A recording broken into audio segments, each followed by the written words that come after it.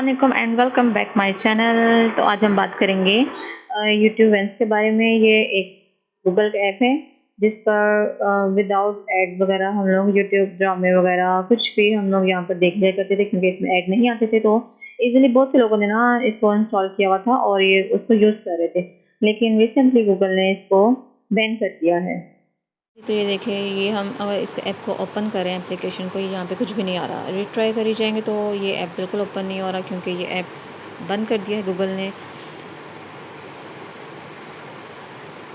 देखिए, अगर हम इस पर बैक जाके इसको हम करेंगे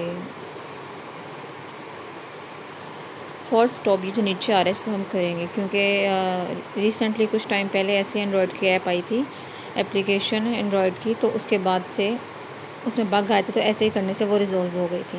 तो अब हम इसको करके देख रहे हैं, लेकिन कोई फ़ायदा नहीं है, क्योंकि गूगल ने ये ऐप्स बैन कर दिए।